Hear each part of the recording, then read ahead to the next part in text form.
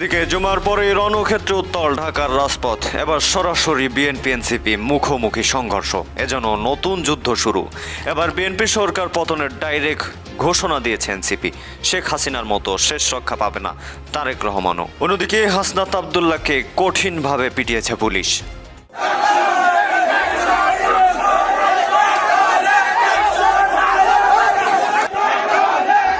সিলেটের গোলাপগঞ্জে পদযাত্রা শেষে এনসিপি নেতাকর্মীদের উপর হামলা হয়েছে।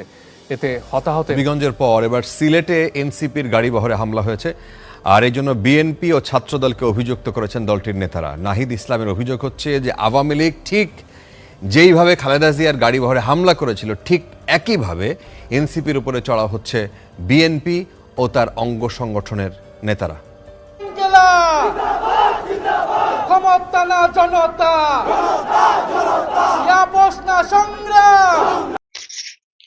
সম্মানিত দর্শক, এইমাত্র পাওয়া কিছু গুরুত্বপূর্ণ আপডেট ভিডিও নিয়ে আপনাদের মাঝে হাজির হয়েছি। যে ভিডিওগুলো সামাজিক যোগাযোগ মাধ্যমে ব্যাপক আকারে ভাইরাল, নেট দুনিয়ায় তুলবার নেড়ে ঝড়ের গতিতে ভাইরাল হচ্ছে, সেই ভাইরাল কিছু টপিক একত্রিত করে আপনাদের মাঝে নিয়ে আসলাম। দর্শক, ভিডিও শুরুতেই ভিডিওর বিশেষ কিছু অংশ দেখেই আশা করি আপনারা বুঝতে পেরেছেন যে আজকের ভিডিওটি আমরা কোন টপিক নিয়ে আলোচনা করতে যাচ্ছি, এবং আজকের এই ভিডিও সম্পর্কে আপনাদেরকে আরো কিছু তথ্য দেখাবো যা দেখলে আপনারা রীতিমতো অবাক হয়ে যাবেন। দর্শক, চলুন ভিডিওতে আমরা একে একে সেই ভাইরাল টপিক গুলো দেখে আসি।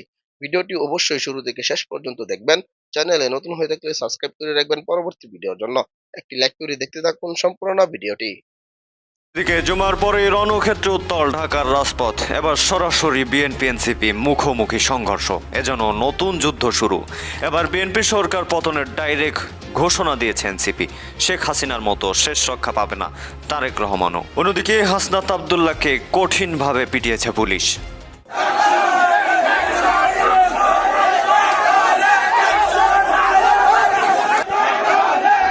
সিলেটের গোলাপগঞ্জে পদযাত্রা শেষে এনসিপি নেতাকর্মীদের উপর হামলা হয়েছে। এতে হতাহত। হবিগঞ্জের পর এবার সিলেটে এনসিপির গাড়ি বহরে হামলা হয়েছে, আর এই জন্য বিএনপি ও ছাত্রদলকে অভিযুক্ত করেছেন দলটির নেতারা। নাহিদ ইসলামের অভিযোগ হচ্ছে যে আওয়ামী লীগ ঠিক যেইভাবে খালেদা জিয়ার গাড়ি বহরে হামলা করেছিল, ঠিক একইভাবে এনসিপির উপরে চড়া হচ্ছে বিএনপি ও তার অঙ্গ সংগঠনের নেতারা। জনতা সংগ্রাম।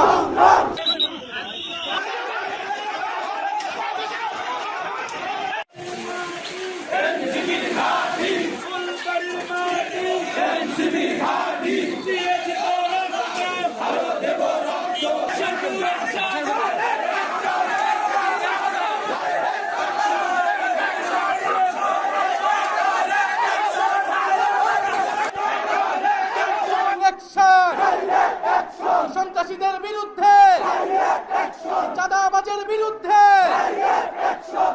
হামলা করে যারা রাস্তায় ট্রাক বসিয়ে, যারা রাস্তায় ট্রাক্টর বসিয়ে ভেবেছিল জুলাই পদযাত্রা বন্ধ করে দিবে, কানাইঘাটবাসী আজকে তাদেরকে ব্যর্থ প্রমাণ করেছে। প্রিয় সিলেটবাসী, আমরা আজকে কানাইঘাটে এসেছি জুলাই পদযাত্রায়। আমাদের যে জুলাইয়ের অঙ্গীকার, সংস্কার এবং বিচার, তার দাবিতে আমরা কথা বলতে এসেছি। আমরা দেখতে পাচ্ছি নির্বাচিত হয়ে বিএনপির সরকার অগণতন্ত্রের পথে হাঁটছে, নব্য স্বৈরাচার হওয়ার পথে হাঁটছে। মানুষ কষ্টে আছে, গ্যাসের দাম বৃদ্ধি পেয়েছে, সবজির দাম বৃদ্ধি পেয়েছে, বিদ্যুতের দাম বৃদ্ধি পেয়েছে। গত 2 দিন আগে টিসিবির লাইনে দাঁড়িয়ে এক মহিলা মারা গিয়েছে, কিন্তু বিরোধী দল হিসেবে আমরা এগুলার সমালোচনা করতে পারবো না। আমরা যদি সমালোচনা করি তাহলে আমাদের চোখ উপড়িয়ে ফেলা হচ্ছে, আমাদের রাস্তায় ট্রাক্টর ফেলা হচ্ছে, বালু ছাড়া ট্রাক ফেলা হচ্ছে। এটা হচ্ছে তারেক রহমানের আই হ্যাভ এ প্ল্যানের নমুনা। প্রিয় কানাইঘাটবাসী, অতীতে দেখেছি দমন করে, পীড়ন করে, বাধা দিয়ে গণতান্ত্রিক আন্দোলনকে থামানো যায় না। দুঃখের বিষয়, যারা পাট খেতে, ধান খেতে যে সকল সৈনিকেরা এত বছর লুকিয়েছিল, যে সকল সৈনিকেরা জেলের ভিতরে ছিল, লন্ডনে কিংবা শিলংয়ে ছিল, জনগণের রক্তের বিনিময়ে তারা ক্ষমতায় এসে জনগণের উপরে আবার জুলুম শুরু করেছে। এটা দ্বারা প্রমাণ হয় বিএনপি গত 16 বছর গণতন্ত্রের জন্য লড়াই করে নাই, তারা অপেক্ষায় ছিল, তারা লড়াই করেছিল ক্ষমতায় গিয়ে কিভাবে জনগণের উপর আবার জুলুম করবে, কিভাবে চাঁদাবাজ করবে, কিভাবে সন্ত্রাস করবে, কিভাবে জমি দখল ভূমি দখল করবে। কিন্তু আমাদের ওয়াদা, বিএনপি যদি সেই পথে হাঁটে, স্বৈরাচার এবং সন্ত্রাসের পথে হাঁটে, আমরা লক্ষ কোটি জনতা ঐক্যবদ্ধ আছি। আমরা আবু সাইদের উত্তরসূরিরা, ওসমান হাদির উত্তরসূরিরা ঐক্যবদ্ধ আছি। নিজেদের জীবনের রক্তের বিনিময়ে বাংলাদেশে নতুন করে স্বৈরাচার এবং জুলুমবাজকে ক্ষমতায় থাকতে দেব না, দেব না, দেব না। প্রিয় তারেক রহমান, আপনি প্রধানমন্ত্রী হয়েছেন, আপনি বলেছিলেন দেশে এসে আপনার পরিকল্পনা রয়েছে। এটা আপনার কেমন পরিকল্পনা? একজন কলেজে পড়ুয়া শিক্ষার্থীর চোখ কেড়ে নেওয়া হয়েছে। হবিগঞ্জের ঝিকে গৌসের অনুসারী, তার অনুসারীরা হামলা করে রড দিয়ে একটা চোখ নষ্ট করে ফেলেছে একজন কিশোরের, একজন জুলাই যোদ্ধার। এই চোখ তারেক রহমান আপনাকে ফেরত দিতে হবে। শেখ হাসিনা শত শত আমার ভাই বোনের চোখ নষ্ট করে গুলি করে আজকে দিল্লিতে নির্বাসিত। তারেক রহমান এই নতুন বাংলাদেশে আমার আরেক ভাইয়ের চোখ নষ্ট করে কি বার্তা দিতে চাচ্ছেন? বাংলাদেশের জনগণ এটা মেনে নেবে না। অবশ্যই সেই কিশোরের চোখ কিভাবে ফেরত দিবেন আমরা জানি না, কিন্তু সেই চোখ ফেরত না দেওয়া পর্যন্ত আমরা ঘর ছাড়ব না। আমরা জিয়াউর রহমানকে শ্রদ্ধা করি, বেগম খালেদা জিয়াকে শ্রদ্ধা করি, কিন্তু জিয়াউর রহমানের ছবি পোস্টার টানিয়ে, বেগম খালেদা জিয়ার ছবি পোস্টার টানিয়ে আপনারা সন্ত্রাস করবেন, জমি দখল করবেন, ভূমি দখল করবেন, এটা আমরা মেনে নেব না। বিগত 16 বছর এই দেশে মুজিবের নামে ব্যবসা হয়েছে, এখন আমরা জিয়াউর রহমানের নামে কোনো ব্যবসা হতে দেব না। অবিলম্বে জিয়া ব্যবসা বন্ধ করেন, সন্ত্রাসবাদ বন্ধ করেন, দেশে গণতন্ত্র প্রতিষ্ঠা করেন। কথা বলার অধিকার থাকতে হবে, জনগণের কর্মসংস্থানের অধিকার, জনগণের খাবারের অধিকার সবকিছু নিশ্চিত করতে হবে, সংস্কার নিশ্চিত করতে হবে, বিচার নিশ্চিত করতে হবে। প্রিয় কানাইঘাটবাসী, আমরা স্পষ্ট নমুনা দেখতে পাচ্ছি আগামী স্থানীয় সরকারের নির্বাচনে কি হতে যাচ্ছে। এই সকল লাঠিয়াল বাহিনী সন্ত্রাসীদেরকে দিয়ে আবারও ভোট ট্রেকিং করা হবে, জনগণের অধিকার কেড়ে নেওয়া হবে। আপনাদেরকে সেটার জন্য প্রস্তুত থাকতে হবে। আমরা জাতীয় নির্বাচনে যে ইঞ্জিনিয়ারিং হয়েছে তা আমরা ঠেকাতে পারি নাই, কিন্তু স্থানীয় সরকার নির্বাচনে কোন ধরনের কারচুপি, কোন ধরনের লাঠিয়াল বাহিনী, কোন ধরনের সন্ত্রাসীদেরকে আমরা জায়গা করতে দেব না। কানাইঘাটবাসী প্রস্তুত থাকবেন, যদি স্থানীয় সরকার নির্বাচনেও আমরা পরাজিত হই, এই দেশের নব্য ফ্যাসিবাদ তৈরি হবে, নতুন স্বৈরাচার হতে হবে। আমরা সেটাকে রুখে দিব।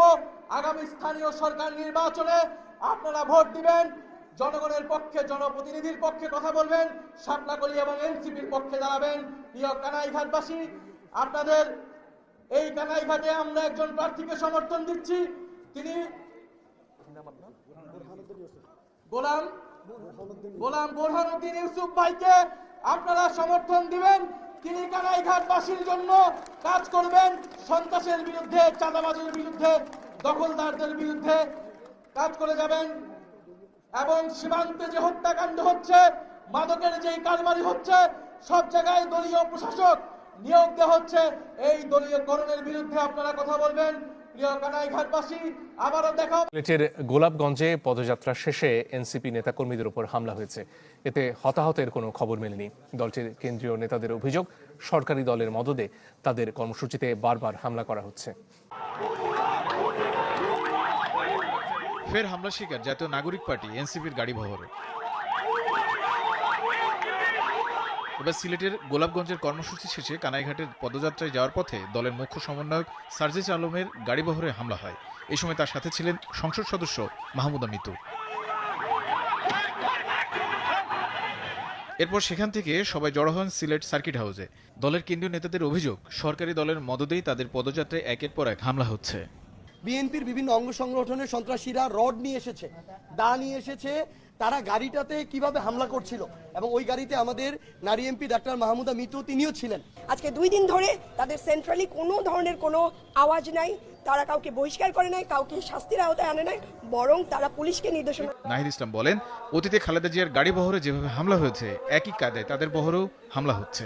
সরকার কোনো ধরনের গণতান্ত্রিক পরিবর্তন করতে দিবে না এবং কোনো রাজনৈতিক শক্তি নতুন করে উত্থান ঘটুক সেটাও যাচ্ছে না। একইভাবে পুরনো কায়দা বিরোধী দলকে আক্রমণ করা হচ্ছে, হামলা করা হচ্ছে। খালেদা জিয়ার গাড়ি বহরে যেভাবে সন্ত্রাসীরা হামলা করেছিল একই কায়দায় কিন্তু তারা এখন আমাদের গাড়ি বহরে হামলা করছে। আমাকে তো হামলা করা হয়, তারা একটা জাস্টিফিকেশন দিয়েছে যে আমি কথা বলি নাকি, এই জন্য আমি আজকে থেকে আর কোনো কথা বলবো না, চুপ থাকবো। পুরো বাংলাদেশে দেখি ওনারা কতটুকু বাড়তে পারে। এনসিপির কর্মসূচি ঘিরে সিলেটের 5 উপজেলায় নিরাপত্তা জোরদার করেছে আইনশৃঙ্খলা বাহিনী। এদিকে চোখ হারানো আলিফকে রাজধানীর জাতীয় চক্ষু বিজ্ঞান ইনস্টিটিউটে দেখতে যান এনসিপি নেতারা। পরে দলটির নেতারা বলেন, সরকার রাজনৈতিকভাবে বিরোধী মত মোকাবেলা না করে ফ্যাসিবাদের পথ বেছে নিয়েছে। এ সময় 3 দফা দাবিও জানান তারা। যে সরকার রাজনৈতিকভাবে এনসিপি অল্পের জন্য বাইচা গেছে, অল্পের জন্য যেখানেই যাচ্ছে সেখানেই মারার জন্য চেষ্টা করা হচ্ছে। মানে দেশটাতে কি শুরু হইল? এরা কারা? ছাত্রদল নাকি ছাত্রলীগ? এনসিপি পাইলেই ধোলানোর চেষ্টা করতেছে। বিশেষ করে সার্জিস নাসুর পাটোয়ারিকে দেখলে মনে হয় এক শ্রেণীর মানুষের শরীরে উত্তপ্ত হয় ব্লাড। কি রাগ করলা? তবে আমি করছি। মূল ঘটনা বলছি, গোলাপগঞ্জের ঘটনার আগে আমার আগের ভিডিওগুলো আপনারা দেখতে পাচ্ছেন না। আমরা আওয়ামী লীগ সরকারের সময়ও ক্রিটিসিজম করে ভিডিও বানাইতাম, এর যে রেজাল্ট অনেক বছর দেশে ঢুকতে পারে নাই। কিন্তু মজার বিষয় হচ্ছে, সম্মানিত দর্শক, আশা করি সকলে পুরো ভিডিওটি দেখলেন। এই ভিডিও সম্পর্কে অবশ্যই আপনাদের মতামত ভিডিওর কমেন্ট বক্সে লিখে জানাবেন। দর্শক, এই ধরনের প্রতিনিয়ত আপডেট ভিডিওগুলো সবার আগে পেতে অবশ্যই চ্যানেলটিকে সাবস্ক্রাইব করে পাশে থাকা বেল বাটনটি অন করে রাখবেন পরবর্তী ভিডিওগুলো সবার আগে পাওয়ার জন্য। আজকের মতো ভিডিওটা এখানে শেষ করলাম, দেখা হচ্ছে পরবর্তী ভিডিওতে। সেই পর্যন্ত ভালো থাকবেন, সুস্থ থাকবেন, এই কামনা করে বিদায় নিলাম। আসসালামু আলাইকুম ওয়া রাহমাতুল্লাহ।